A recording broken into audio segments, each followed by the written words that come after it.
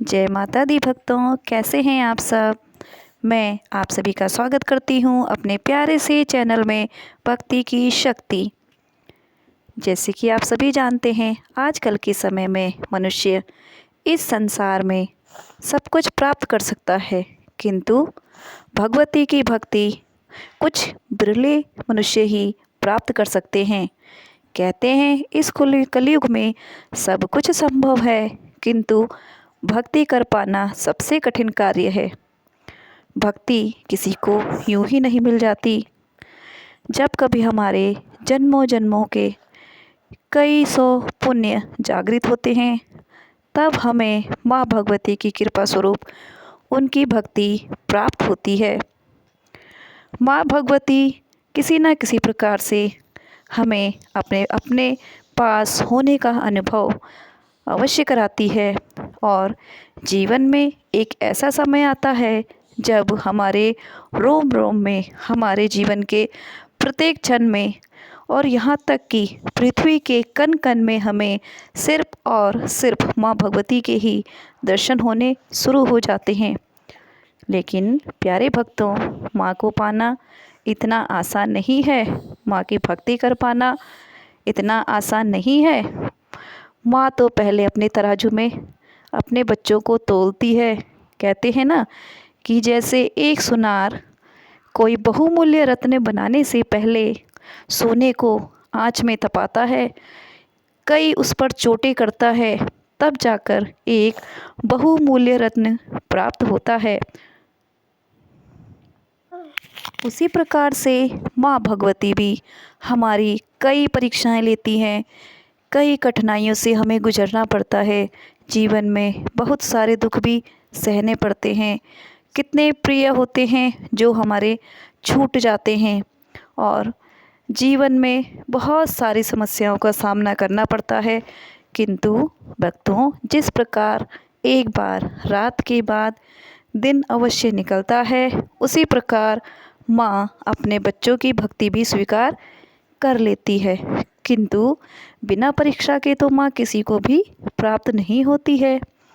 इसलिए जब भी आप माँ भगवती की शरण में जाएं, माँ भगवती के दर्शन करें, माँ से सिर्फ इतना कहें कि हे माँ, हमें अपनी भक्ति प्रदान करे, हे माँ हमें सद्गति प्रदान करे, हे माँ हमें मोक्ष प्रदान करें। माँ भगवती, माँ काली इतनी वात्सल्य वाली माता हैं कि पल भर में अपने बच्चों के बड़े बड़े पापों को क्षमा कर देती हैं, बड़े बड़े कष्टों को पल में हर लेती हैं। किंतु माँ के शरण में जाओगे तो परीक्षाएं तो होगी, परीक्षाएं तो देनी पड़ेंगी, कई कई कष्ट उठाने पड़ेंगे।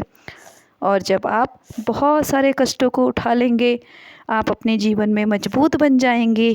माँ आपको इतना सक्षम बना देगी कि आप जीवन के हर कष्ट को आसानी से झेल सकें। उस दिन आपको माँ स्वतः ही प्राप्त हो जाएगी। वो भगवती माँ परम सुंदरी, परम ललिता, वह मंदिरों में निवास नहीं करती है, वह तो सबसे पहले हृदय में निवास करती है। सबसे पहले माँ को अपने निर्मल हृदय में स्थान दीजिए, और पहले हृदय को निर्मल कीजिए। जब तक हमारा हृदय निर्मल नहीं होगा, माँ कैसे विराजमान होंगी। उस भगवती का आसन सोने के सिंहासन में नहीं लगता भक्तों, उस भगवती का आसन तो हमारे हृदय रूपी प्रेम भरे आसन में लगता है। यदि आप चाहते हैं वो माँ भगवती आपके हृदय में विराजमान हो जाए, सबसे पहले आप अपने हृदय को शुद्ध कर लीजिए। हृदय शुद्ध हो जाएगा, हृदय का शुद्धिकरण हो जाएगा, तो माँ आपके हृदय स्वरूपी सिंहासन में विराजमान हो जाएंगी। वह माँ तो इतनी प्यारी हैं और इतनी दयालु हैं कि सारे संसार पर दया करती हैं। वह भगवती आदि शक्ति, जगत जननी, जगदम्बा महामाई, वह तो सारे संसार की माता हैं। वह माता जिन्होंने राक्षसों के कल्याण के लिए उनका वध किया, वह माता जिन्होंने अपने बच्चों के उद्धार के लिए उनके सारे कष्टों को दूर किया, वह भगवती बहुत ही दयावान हैं। आप माँ के उस विकराल रूप को मत देखिए, आप माँ के उस प्रेम भरे रूप को देखिए। एक बार प्रेम से माँ की आंखों में देखिए। माँ की आंखों में आपको सिर्फ और सिर्फ प्रेम दिखाई देगा। वो माँ तो अपने आंचल में एक छोटे नन्हे बच्चे को बिठाए हैं और वो छोटा बच्चा हम हैं। लेकिन माँ की गोद में बैठने के लिए हमें भी तो प्रयत्न करने पड़ेंगे ना। यूं ही नहीं उस भगवती की गोद हमें मिलेगी। लोग कहते हैं महाकाली का रूप बहुत विकराल है। लोग कहते हैं महाकाली का रूप रौद्र है।